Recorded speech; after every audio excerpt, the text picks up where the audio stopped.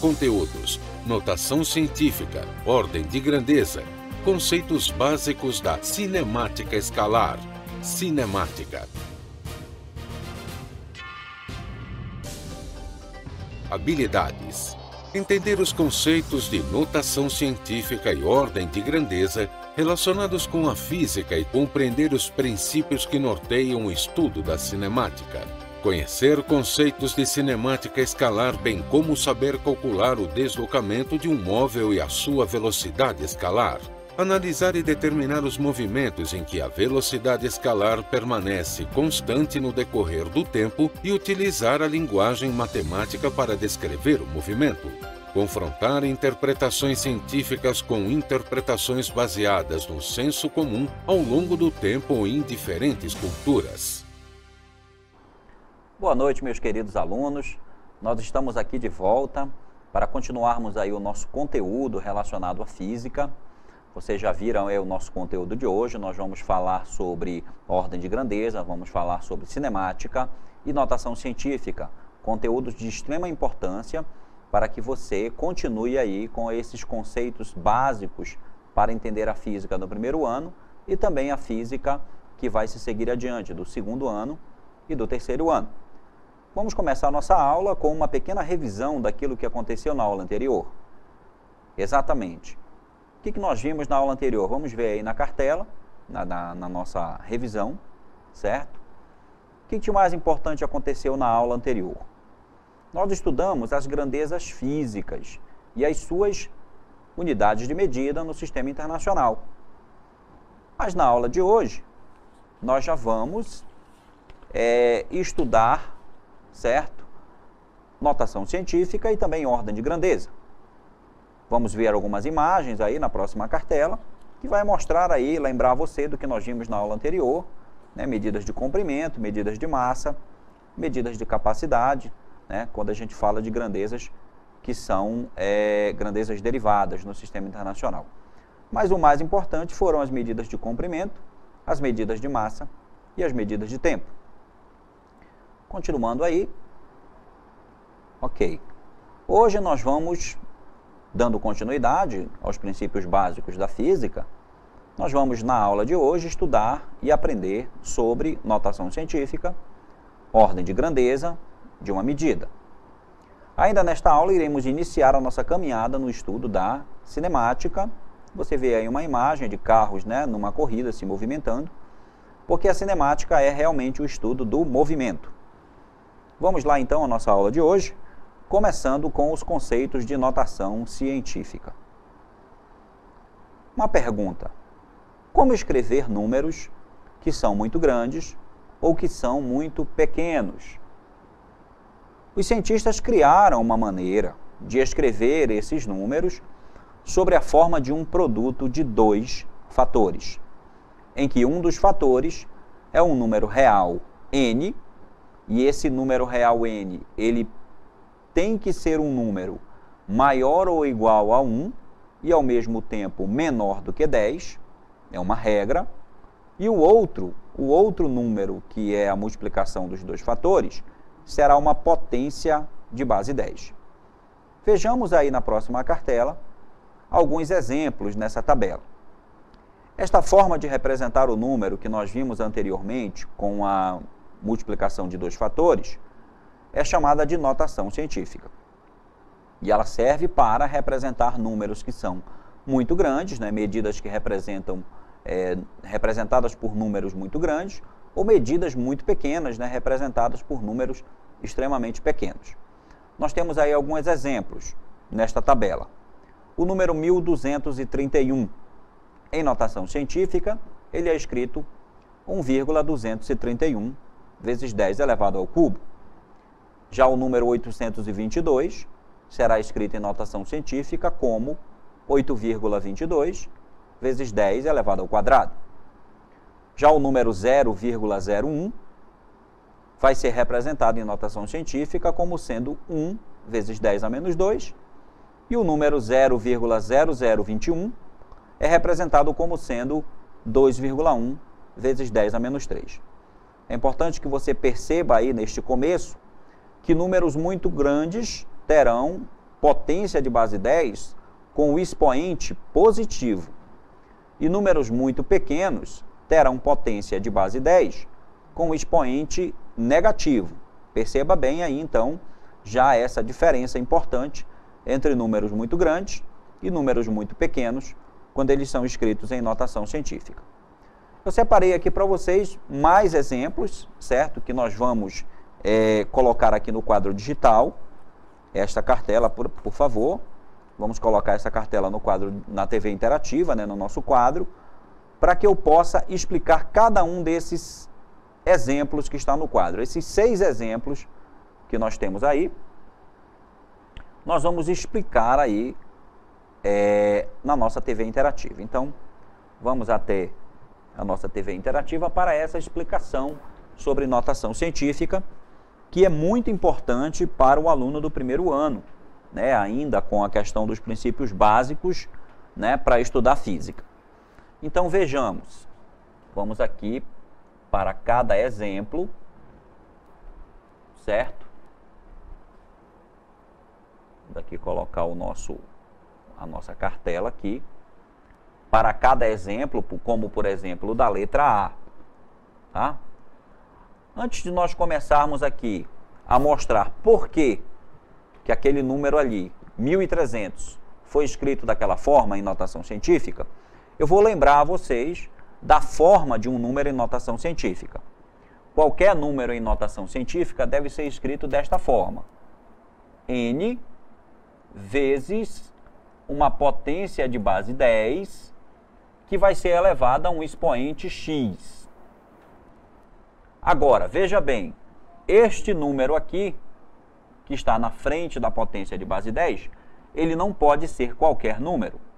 Ele só pode ser um número que seja maior ou igual ao número 1, e também, ao mesmo tempo, este número ele tem que ser menor do que 10. Essa regra ela deve ser obedecida. O número n, que é o número que fica na frente da potência, ele tem que ser maior do que 1, maior ou igual a 1, e ao mesmo tempo menor do que 10. Observe que o número que está aqui na nossa letra A, do nosso exemplo, é o número 1300. É claro que este número 1300, ele não está escrito em notação científica. Por quê? Porque ele não está neste formato aqui que eu acabei de explicar, ele não está sendo representado como uma multiplicação de 2 fatores, certo? Ele não está sendo multiplicado por uma potência de base 10, então ele não está em notação científica. Como é que eu faço para colocar esse número em notação científica? Bem, primeiro eu tenho que colocar uma vírgula nesse número para que ele se torne maior do que 1 e menor do que 10. Você consegue visualizar onde nós devemos colocar essa vírgula para que esse número se torne maior que 1 e menor que 10? Isso, nós vamos colocar a vírgula entre o 1 e o 3. Veja, se eu inserir uma vírgula entre o número 1 e o número 3, eu vou escrever o número 1,3, certo? 1,300 e 1,3 representam o mesmo número. Então, colocando a vírgula, o número se torna 1,3. A partir deste momento, eu já escrevo a nossa potência de base 10. E agora eu tenho que colocar um expoente nessa potência. Esse expoente deve ser um número que represente o número de casas que eu coloquei a vírgula, que eu andei para colocar a vírgula. Veja que atrás da vírgula aqui, olha, ficaram quantas casas? Vamos contar. Aqui atrás da vírgula, ó, o número que ficou atrás da vírgula, que foi o 300. Quantas casas tem aqui? Quantos algarismos? Nós temos 1, 2, 3 algarismos. Nós contamos 3, então 3 será o expoente da nossa potência. E aqui está 1300 escrito em notação científica, vale 1,3 vezes 10 elevado ao cubo. Foi aqui o nosso primeiro exemplo aqui que está na cartela. Muito bem, vamos ver outro exemplo, claro. Não é fácil assim a gente aprender da primeira vez. Vamos para o próximo exemplo, para que a gente possa escrever agora outro número em notação científica, que é o número 0,0005. Bem, primeiro nós devemos identificar que esse número não está em notação científica porque ele não tem o formato de uma multiplicação de dois fatores. O que nós temos que fazer em primeiro lugar? Nós temos que colocar uma vírgula nesse número para que ele se torne maior do que 1 e, ao mesmo tempo, ele deve ser menor do que 10. Para onde essa vírgula deve se transportar, então? Onde nós devemos colocar a vírgula? Bem, nós só podemos colocar a vírgula depois do número 5 aqui, ó. Que aí eu escrevo o número 5,0. Mas veja só, quando essa vírgula trocou de lugar, quando ela se transportou daqui até o final do número, ela deixou para trás quantas casas decimais? Nós vamos escrever aqui o número vezes a potência de base 10. Quantas casas decimais foram deixadas para trás quando nós transportamos a vírgula desse ponto aqui até o outro ponto lá no final do número?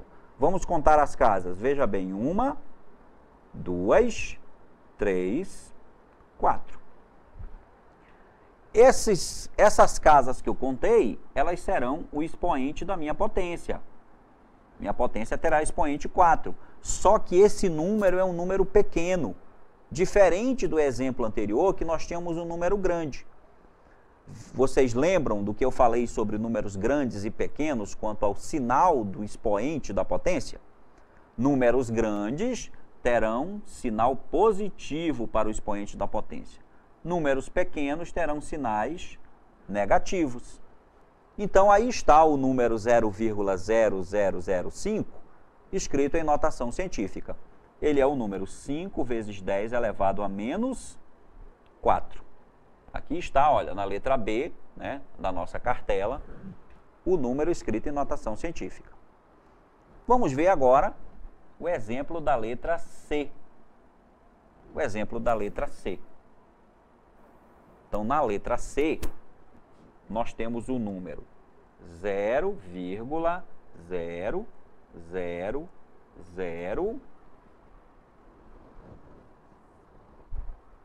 São 5 zeros, então 19.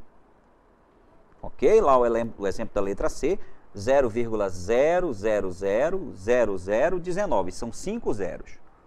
Para que eu coloque esse número em notação científica, qual é o primeiro passo? É colocar a vírgula num lugar onde este número fique maior do que 1 e menor do que 10. Onde nós devemos colocar a vírgula? Nós devemos colocar a vírgula aqui, entre o 1 e o 9. Portanto, o número se torna 1,9. Nós escrevemos a potência de base 10 em seguida.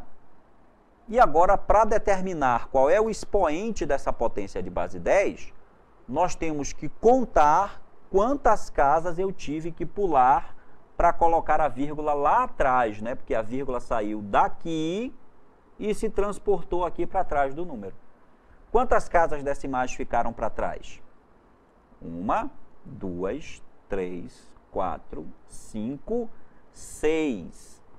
Então, o expoente da minha potência é menos 6. E aí está o número da letra C, escrito em notação científica. Aqui está, ó, letra C, 1,9 vezes 10 elevado a menos 6. Vamos, então, para o exemplo da letra D. Na letra D, nós temos uma situação diferente. Nós temos um número grande agora, nós temos um número que já tem potência de base 10. Ele é um número grande, ele é 2.300, representa uma medida grande, e ele está multiplicado já por uma potência de base 10, que é 10 elevado a menos 16. este número, ele ainda não está em notação científica, mesmo que ele já tenha uma potência de base 10. Por que ele não é ainda notação científica? Porque o número da frente da potência, esse número aqui, ó, ele é maior do que 10, e ele não pode ser maior do que 10 para ser notação científica. Então, para que ele se torne um número menor do que 10 e maior do que 1, nós vamos colocar a vírgula entre o 2 e o 3. E aí o número se tornará 2,3. Só que, para colocar a vírgula aí, nós tivemos que pular aqui, ó, 3 casas. 1, 2, 3. Então, nós devemos colocar uma potência de base 10 que tenha um expoente positivo e seja igual a 3. Mas o número já tinha uma outra potência de base 10, que nós devemos repetir. 10 a menos 16. E aí agora o número tem duas potências de base 10, mas ele só pode ter uma. Então nós devemos multiplicar essas potências. E aí eu vou pedir a vocês que relembrem uma propriedade das potências que diz que quando nós multiplicamos potências com mesma base, nós conservamos a base e somamos os expoentes.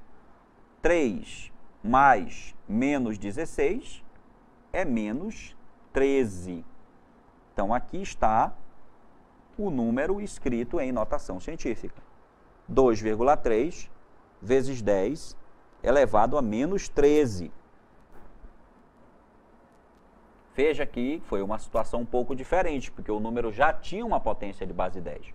Então, nós resolvemos o problema quando nós fizemos a interação entre a potência que surgiu, porque eu mudei a vírgula, e a potência que o número já tinha, que era 10 a menos 16.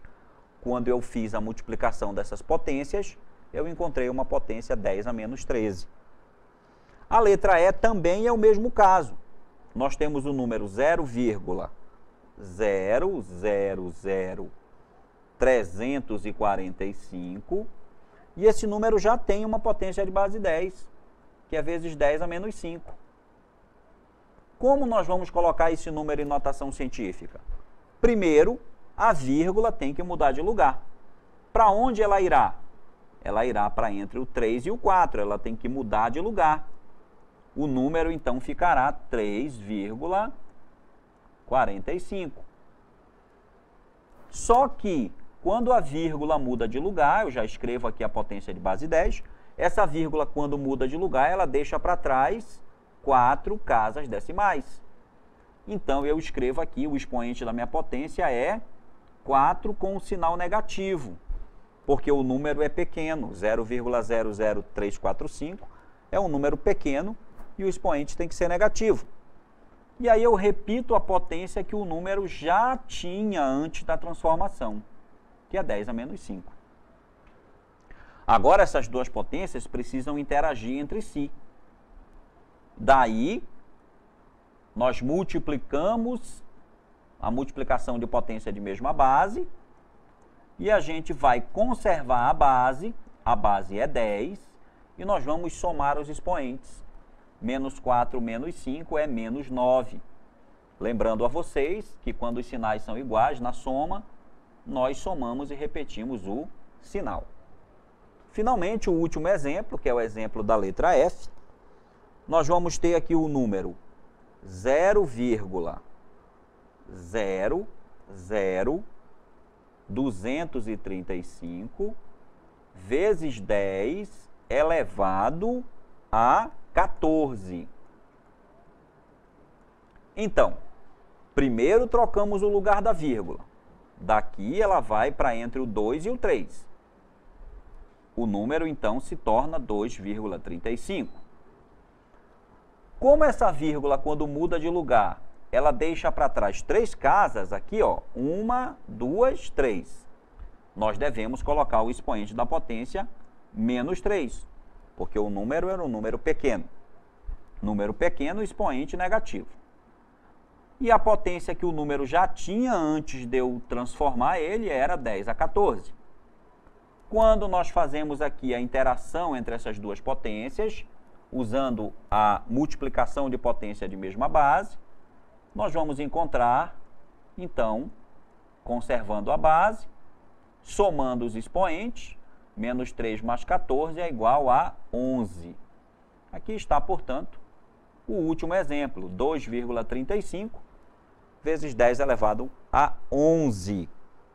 E aí está a explicação. Nós vamos fazer um print dessa explicação para você aí, para que você tenha com você, para que você possa verificar. E aí está como nós transformamos os números para notação científica. Como é que a gente pega um número que não está e coloca ele em notação científica. Muito bem. Seguindo adiante com os conteúdos que serão apresentados hoje, nós vamos ver um outro conceito importante, né? Ainda falando dos princípios básicos da física, que é o conceito de ordem de grandeza. Vamos lá. A ordem de grandeza nada mais é do que a potência de 10, a potência de base 10, mais próxima do valor da medida. A ordem de grandeza do número 822 é 10 ao cubo.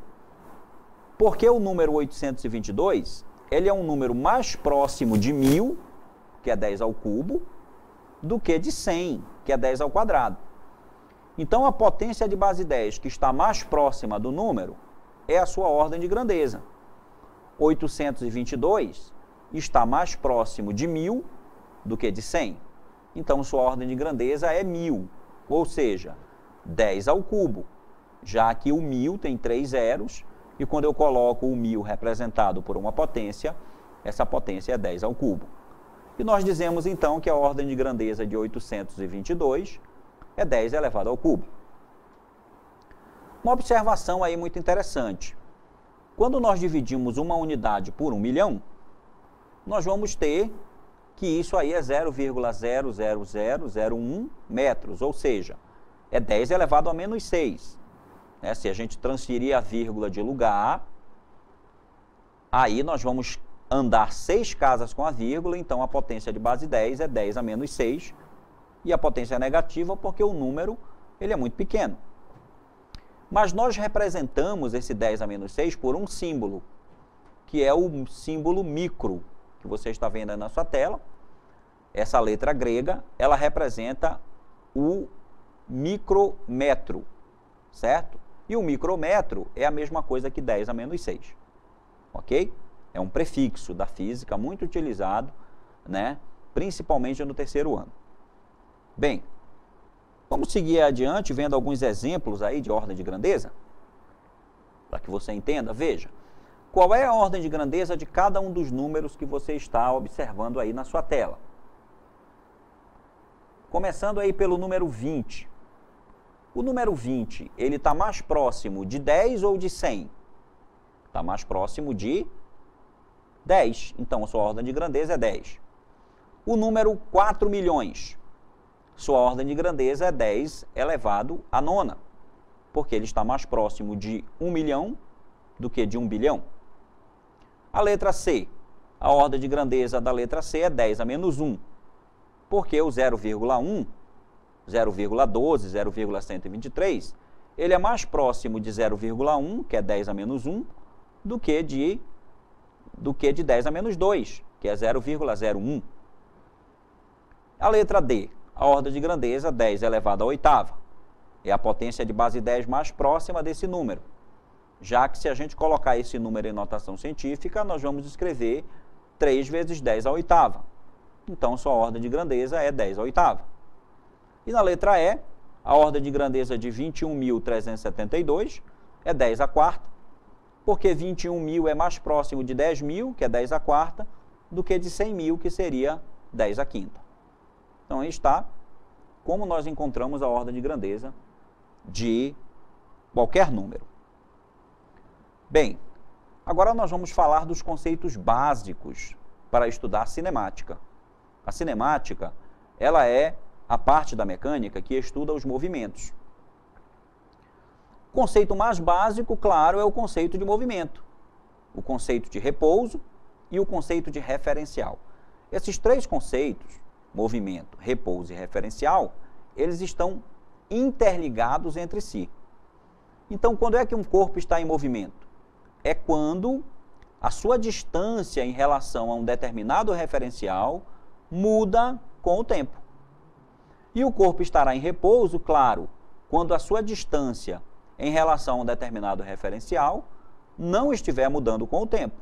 Aí ele está em repouso.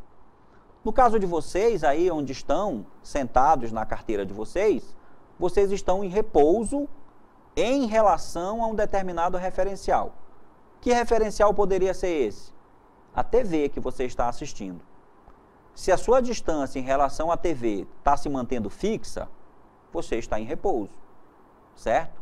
Se a sua distância em relação à TV estiver mudando, você está em movimento em relação à TV. Mas, ao mesmo tempo, vocês aí na sala de vocês estão em movimento em relação à Lua, por exemplo. Porque a Lua está em movimento ao redor da Terra. E vocês, como estão na Terra, vocês estão se distanciando ou se aproximando da Lua, dependendo do tipo de movimento que estiver acontecendo nesse momento. Então, em relação à Lua, vocês estarão em movimento. Nós temos aí um exemplo, certo? Para mostrar para você. Um exemplo interessante, né, que aparece aí, olha. Uma pessoa, imagine aí que uma pessoa está viajando no banco do carona em um automóvel que se desloca pela rodovia 174, indo de Manaus para Presidente Figueiredo, com uma velocidade constante aí de 80 km por hora. Se a gente tomar o próprio veículo como referencial, classifique as situações a seguir em movimento ou repouso. Vamos ver quais são as situações. Primeiro, o carona está em repouso ou em movimento em relação ao motorista. O carona está em movimento ou repouso em relação à estrada. O carro está em repouso ou movimento em relação ao carona. O motorista está em repouso ou movimento em relação a um poste na estrada. Para a situação da letra A, o carona em relação ao motorista está em repouso, porque o carona não está diminuindo nem aumentando sua distância para a pessoa que está dirigindo o carro. Então aí está em repouso. Mas em relação à estrada, o carona estará em movimento. Já o carro em relação ao carona está em repouso, porque a distância que o carona está do painel do carro, por exemplo, não está mudando com relação ao tempo. A distância que o carona está do banco traseiro do carro não muda em relação ao tempo. Então, o carona está em repouso em relação ao carro. E o motorista em relação a um poste na estrada? Este está em movimento, porque como o carro está em movimento em relação à estrada, o motorista e o carona também estão. Na próxima cartela tem aí as 4 respostas, né? Repouso, movimento, repouso e movimento, conforme eu acabei de explicar para cada uma das situações que nós vimos. Bem, aqui nós temos, continuando aí a nossa explanação sobre esses princípios básicos da cinemática, nós temos aí um conceito interessante que é de ponto material e o conceito de corpo extenso. O que é uma coisa e o que é outra. Um ponto material é aquele corpo que está em movimento em que as suas dimensões elas são desprezíveis em relação ao movimento em si. Um exemplo interessante você vai ver aí na próxima cartela de um ponto material. Veja só, se uma pessoa está percorrendo a distância entre Manaus e Presidente Figueiredo numa bicicleta, então essa pessoa é um ponto material, porque o tamanho da bicicleta é irrelevante em relação à distância que ele vai percorrer, né? Ele vai percorrer uma distância tão grande que o tamanho da bicicleta pouco importa para essa análise. Um outro exemplo pode ser uma bolinha de gude descendo uma rampa de 3 metros. A bolinha de gude é um ponto material. O que seria um corpo extenso? Vamos ver aí um exemplo de um corpo extenso na próxima cartela. Veja só, um trem com uma dimensão enorme, né, um trem muito grande, atravessando uma ponte, por exemplo. Aí eu não posso desprezar as dimensões do trem, porque pense bem, quando a locomotiva do trem tiver passado pela ponte, tiver atravessado a ponte completamente, o resto do trem ainda está no meio da ponte. Então aí é um ponto material, certo? Um outro exemplo pode ser o movimento de rotação da Terra. Eu não posso desprezar o tamanho da Terra para estudar o movimento dela. Então aí eu tenho um corpo extenso. Seguindo ainda com os nossos conceitos básicos, falaremos agora sobre a trajetória. O que é a trajetória? É o conjunto de pontos ocupados pelo corpo em movimento em um determinado intervalo de tempo. Ok? Então, por exemplo, um carro de passeio que se movimenta por uma rodovia. O caminho descrito através da rodovia é chamado de trajetória. Trajetória é o caminho percorrido pelo móvel, certo? Nós temos aqui uma animação para a gente entender o que é a trajetória. Vamos dar uma olhada.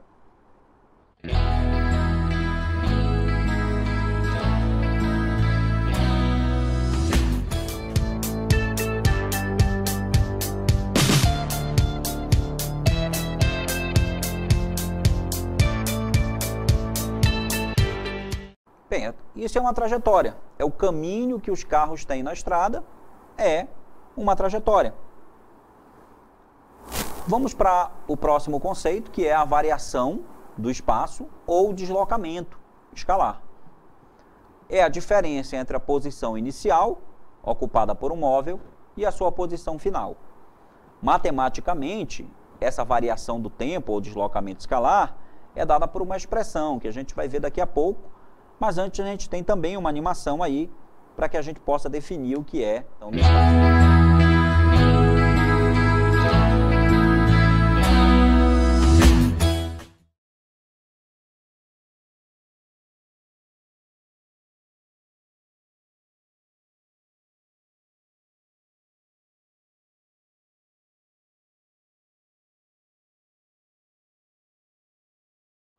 Bem, vocês viram aí que o carrinho saiu de uma posição, que era o quilômetro 120, e foi para outra posição, que é o quilômetro 470. Vamos colocar na tela aí a imagem final aí da animação. Essa mesma imagem que está aqui. Veja só. O carrinho saiu lá da posição 120 e foi para a posição 470. O que é a variação do espaço? É a diferença desses dois valores, né?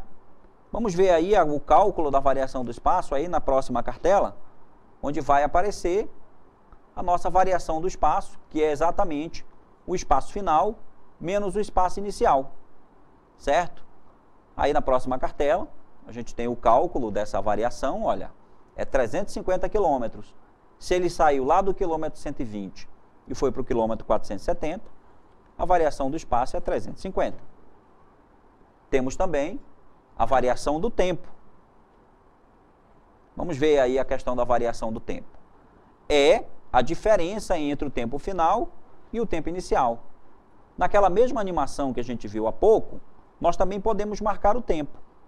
Vamos ver aí, na próxima cartela, a figura da animação que nós tivemos. Pode passar a animação, diretor? Aí está. Veja que ele saiu da posição inicial às 10 horas e chegou na posição final às 14 horas. Quanto tempo demorou, então, para ele percorrer essa distância? Vejamos aí na próxima cartela esse cálculo. Aí está, olha. A variação do tempo, então, foi de 2 horas. Se ele saiu às 10 horas e chegou às 14 ao seu destino, ele demorou exatamente 2 horas para se deslocar. Muito bem. E nós aqui agora vamos para o nosso intervalo e daqui a pouco a professora Risoldo estará com vocês para exatamente dar continuidade à aula de hoje. Vamos lá. A sua aula continua no próximo vídeo.